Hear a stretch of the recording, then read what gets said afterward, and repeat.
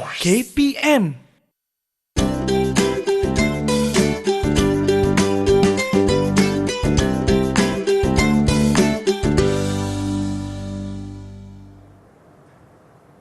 Salam sejahtera, anda sedang menonton slot pentaksiran Bilik Darjah ataupun lebih dikenali sebagai PBD di DirecTV KPM bersama dengan saya, Sean Stevens selaku pengacara anda. Dan untuk hari ini, topik perbincangan kita adalah PBD dalam asas sains komputer sekolah menengah. Tetapi sebelum kita teruskan, apa kata kita tengok profil guru.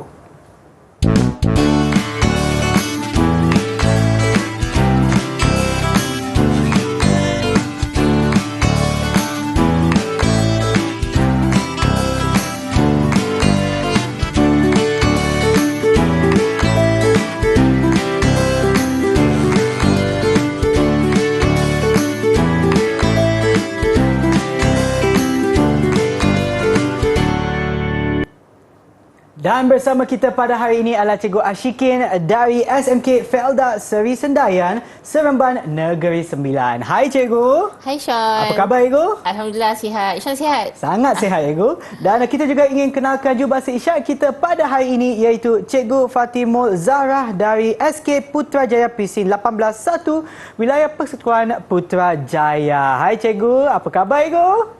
Okey, terbaiklah Cikgu. Okey, balik semula kepada Cikgu Ashikin. Cikgu, apa yang Cikgu akan kongsikan pada hari ini? Okey, untuk hari ini, Cikgu akan kongsikan bagaimana pentaksiran bilik darjah bagi mata pelajaran asas sains komputer dijalankan. Okey, Cikgu, silakan. Terima kasih, Sean. Okey, so untuk hari ini, Cikgu akan jelaskan bagaimana pentaksiran bilik darjah bagi mata pelajaran asas sains komputer menengah rendah dilaksanakan. Okey, dalam bidang pembelajaran asas sains komputer ni kita ada 4 bidang, iaitu konsep asas pemikiran computational. Okey, konsep asas pemikiran komputer ini dapat membantu murid menyusun, menganalisis dan juga mempersembahkan data atau idea secara logik dan sistematik. Melalui bidang pembelajaran ini, murid dengan mudah dapat menyelesaikan masalah kompleks dengan menggunakan teknik leraian, pengecaman corak, peniskalaan dan juga pengitlakan. Kemudian bidang yang kedua adalah perwakilan data. Ia bertujuan untuk memperkenalkan kepada murid untuk menunjukkan data diwakili dalam bentuk sistem penomboran dan sistem pengekodan bagi membolehkan manusia berinteraksi dengan komputer. Bidang ketiga adalah algoritma. Jadi bidang ini merangkumi kaedah membina algoritma melalui pseudokod dan carta alir. Jadi murid dapat menerangkan penggunaan algoritma, membangunkan algoritma dan menggunakan algoritma dalam penyelesaian masalah dengan mengaitkannya dengan kehidupan seharian. Jadi bidang yang terakhir adalah kod arahan. Jadi kod arahan ni merangkumi konsep dan elemen asas pengatur caraan serta atur cara mudah. Jadi bidang ini melatih murid membina pemikiran logik dalam menyelesaikan masalah melalui penggunaan aplikasi pengatur caraan. Okey, dalam mata pelajaran asas sains komputer ini ada 7 strategi pengajaran dan pembelajaran. Yang pertama adalah pembelajaran berasaskan inquiry. Yang kedua adalah pembelajaran kendiri, pembelajaran berasaskan penyelesaian masalah, pembelajaran kooperatif dan kolaboratif, pembelajaran mastery, pembelajaran konstruktivisme dan pembelajaran berasaskan projek. Okey, dalam PBD kita ada ada jenis pentaksiran dalam pelaksanaan PBD. Ada 3 yang kita akan kongsikan.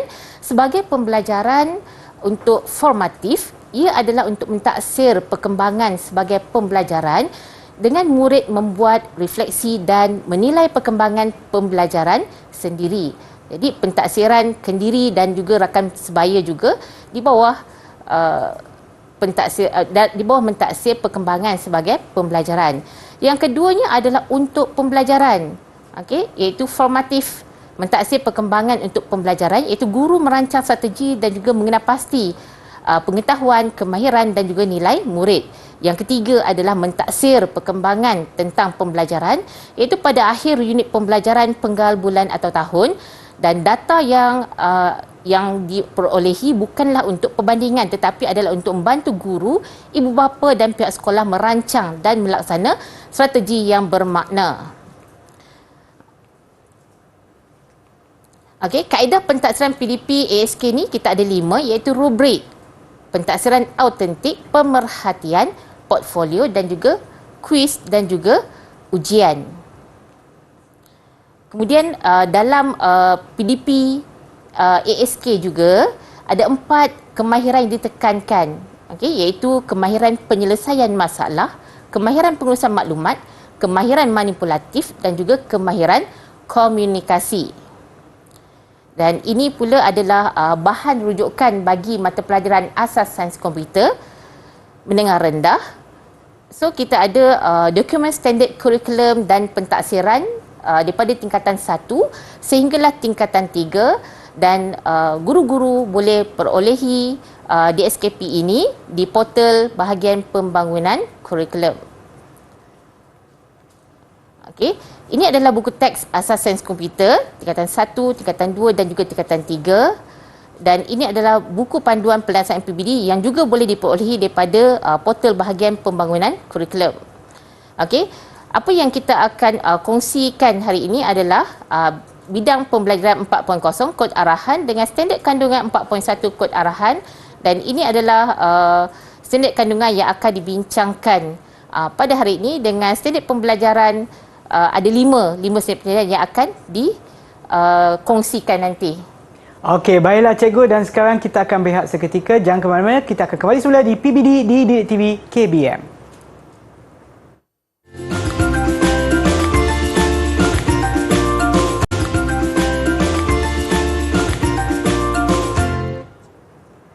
Kembali semula menonton slot PBD di Didik TV KPM, di mana topik perbincangan kita pada hari ini adalah PBD dalam asas sains komputer untuk sekolah menengah. Baiklah Cikgu Ashikin, jom kita teruskan. Okey, untuk segmen ini kita akan lihat pelaksanaan pentaksiran bilik darjah PBD asas sains komputer. Okey, yang cikgu akan kongsikan adalah bidang pembelajaran 4.0 kod arahan dan juga standard kandungan 4.1 kod arahan. Okey, untuk bidang pembelajaran 4.0 kod arahan ni dengan standard kandungan 4.1 kod arahan, kita ada 5 standard pembelajaran, iaitu 4.1.1 menggunakan pembeli ubah dan operator matematik dalam aturan dibangunkan, 4.12 menghasilkan atau cara melibatkan penggunaan pelbagai pilihan, 4.1.3 menghasilkan atau cara yang melibatkan penggunaan ulangan, 4.1.4 membangunkan atau cara yang melibatkan penggunaan pelbagai pilihan, ulangan, pemboleh ubah dan operator matematik, dan 4.15 menguji atau cara dan membaiki ralat pada kod arahan yang dihasilkan. Okey, ini adalah contoh bagi cadangan peruntukan masa untuk pelaksanaan PDP dan juga pentaksiran bilik darjah. Okey, jumlah keseluruhan yang diperuntukkan bagi SK 4.1 kod arahan berjumlah 9 jam dengan 9 sesi dan 1 sesi melibatkan 60 minit PDP. Okey, cikgu akan huraikan lagi kepada kita pecahkan lagi kepada SP.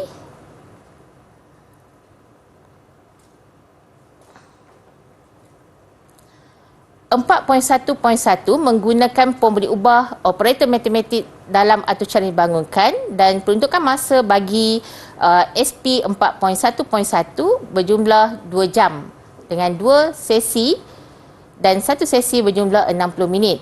Kemudian 4.1.2 akan digabungkan dengan 4.1.5, iaitu akan menjadikan jumlah peruntukan masa pengajaran menjadi 2 jam dengan 2 sesi dan 1 sesi melibatkan 60 minit. Okey, kenapa digabungkan untuk standard pembelajaran ini? Kerana apabila pelajar menghasilkan atur cara, okey, dah tentulah kita akan menguji atur cara dan juga membaiki ralat sekiranya ada. Dan untuk standard pembelajaran ini, kita akan terapkan pemikiran computational yang melibatkan 4 teknik, iaitu teknik leraian, teknik pengecaman corak, pengitlakan dan juga peniskalaan. Okey, yang seterusnya untuk standard pembelajaran 4.1.3 iaitu menghasilkan atau cara melibatkan penggunaan ulangan. Cadangan penuntukan masa adalah sebanyak 2 jam. Dan yang terakhir adalah bagi standard pembelajaran 4.1.4 membangunkan atau cara melibatkan penggunaan pelbagai pilihan, ulangan dan pembeli ubah serta operator matematik akan digabungkan dengan 4.15 kerana membangunkan atau cara sesuai digabungkan dengan standard pembelajaran 4.1.5 iaitu menguji atau cara dan juga membaiki ralat. Okey, ini adalah contoh bagi kaedah pengajaran, kaedah pentaksiran yang boleh dilakukan di dalam kelas. Okey, yang pertama adalah pemerhatian. Okey, guru-guru boleh buat kaedah pemerhatian ini.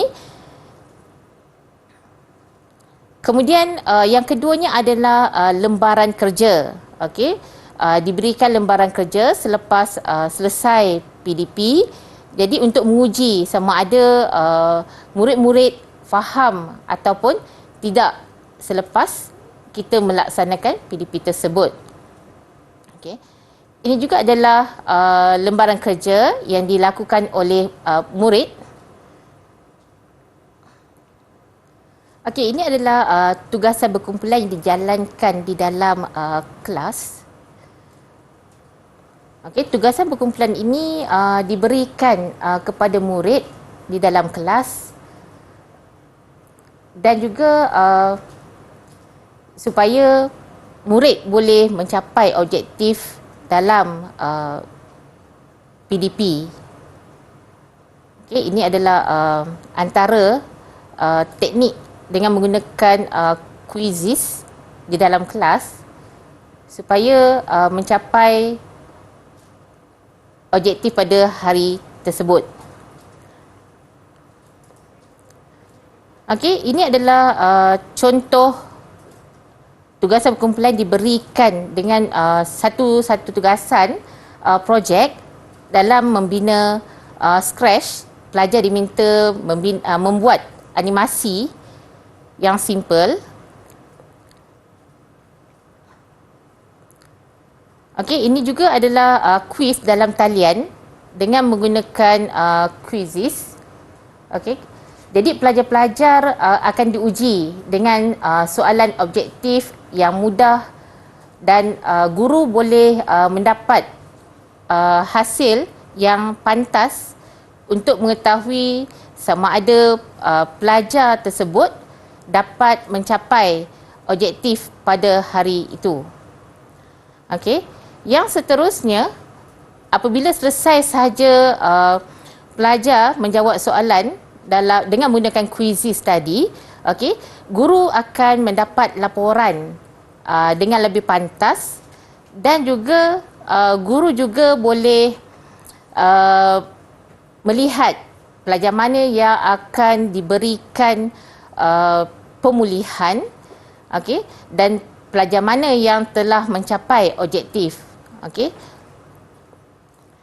Ini adalah pembentangan projek Scratch. Jadi apabila pelajar diberikan satu tajuk, okey, pelajar akan melakukan bermula dengan membina algoritma iaitu menggunakan pseudocode dan juga carta alir, dan perkara ini akan dilaksanakan bersama murid-murid yang lain dalam satu kumpulan.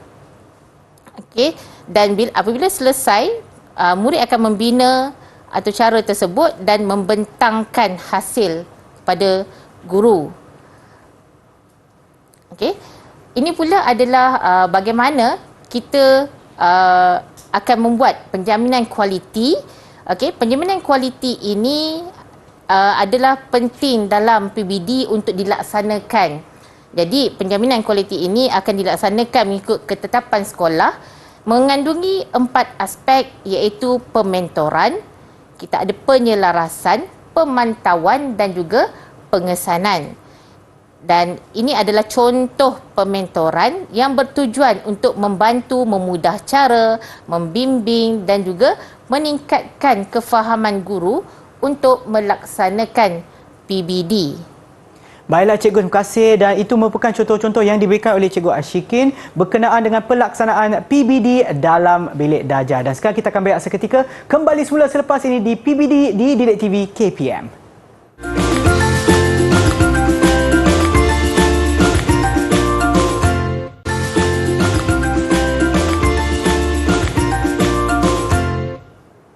Hai semua, anda sedang menonton slot PBD di Didik TV KPM. Topik perbincangan pada hari ini adalah PBD dalam Asas Sains Komputer Sekolah Menengah bersama dengan Cikgu Ashikin. Baik Cikgu, jom kita teruskan.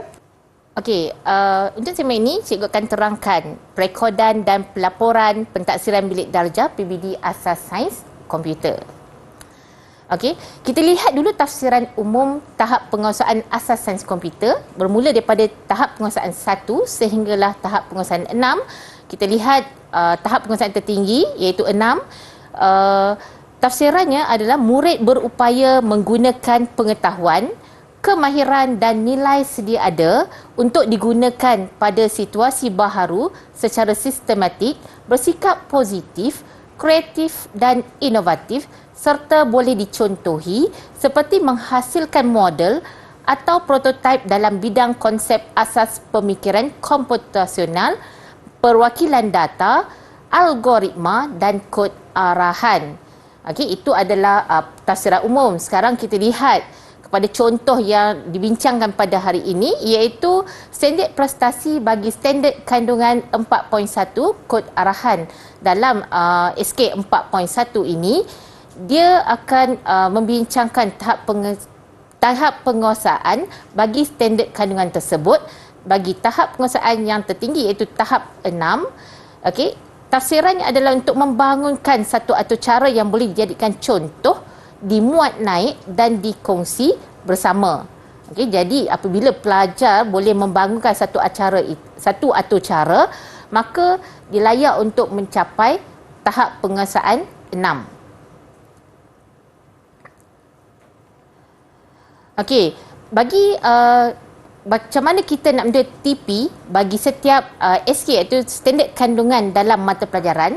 Okey, bagi standard kandungan 4.1 kod arahan, okey, maksudnya guru perlu mengajar sehingga selesai suatu kelompok standard kandungan ataupun SK tadi, dan kesemua SP tadi perlu diselesaikan terlebih dahulu.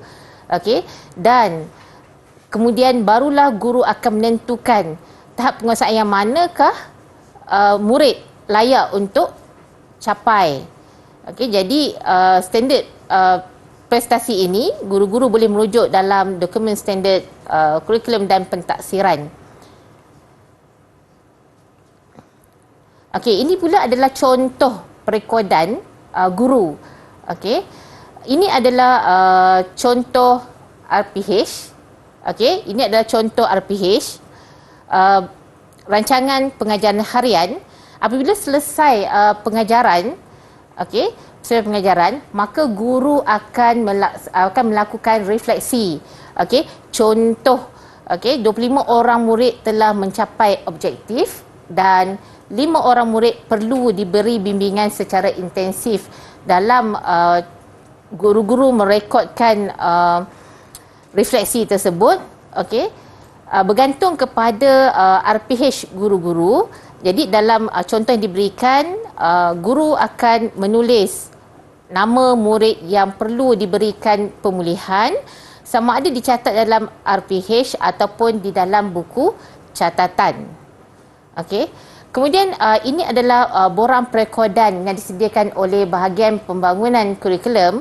Jadi guru-guru boleh mendapatkan dalam portal bahagian pembangunan kurikulum. Jadi bagaimana kita nak mengisi borang perekodan ini? Apabila guru-guru telah selesai mengajar satu kelompok SK, iaitu standard kandungan, dan telah menyelesaikan semua SP tadi, barulah guru-guru boleh merekodkan di dalam borang perekodan yang telah disediakan. Okey. Kemudian bila selesai semua daripada bab 1.0 sehinggalah bab 4.0 tadi, apabila selesai semua SK tadi, barulah guru-guru akan mengisi tahap penguasaan keseluruhan. Dan di sinilah guru-guru perlu memberikan pertimbangan yang profesional. Okey, guru-guru perlu mengisi borang ini mengikut individu. Okey, memberikan pertimbangan yang sebaiknya. Jadi pertimbangan profesional ini penting kepada pelajar. Okey, asas kepada pertimbangan profesional ini, ia memerlukan guru membuat keputusan berdasarkan analisis dan rumusan maklumat terhadap pembelajaran murid yang merangkumi pengetahuan, kemahiran dan nilai secara beretika dan bertanggungjawab. Jadi ia adalah merupakan satu proses berterusan sepanjang PDP guru. Jadi keperluan utama kepada pertimbangan profesional ini, guru akan menentukan tahap penguasaan berdasarkan standard prestasi bagi setiap kelompok standard kandungan. Jadi guru akan tentukan tahap penguasaan keseluruhan dalam mata pelajaran bagi melapor keputusan pentaksiran akhir tahun. Okey, itulah yang guru-guru perlu lakukan di dalam borang perkuadaan yang disediakan. Okey, baiklah cikgu. Terima kasih cikgu atas perkongsian cikgu pada hari ini. Dan sebelum kita mengakhiri program kita, boleh tak cikgu berikan sedikit rumusan kepada apa yang cikgu dah kongsikan pada hari ini? Okey, dalam PBD Assessment Spirit ini diharapkan guru-guru dapat memberikan pertimbangan yang sewajarnya kepada murid-murid, dan sekiranya murid-murid masih lagi tidak mencapai tahap, guru-guru diberi masa kan untuk mengulang semula ataupun memberi bantuan kepada murid-murid tersebut sehinggalah murid-murid tersebut mencapai tahap penguasaan yang tertinggi. Ya. Okey, baiklah. Terima kasih cikgu lagi sekali atas perkongsian ilmu cikgu pada hari ini, dan juga kepada cikgu Fatimatul Zahra sebagai jurubahasa isyarat kita, dan juga kepada mereka yang sedang menonton. Harap anda semua dapat pengetahuan yang lebih lanjut lagi berkenaan dengan pelaksanaan PBD dalam bilik darjah dan dalam asas sains komputer. Dan sekarang kita akan berjumpa lagi di segmen yang seterusnya. Baik semua.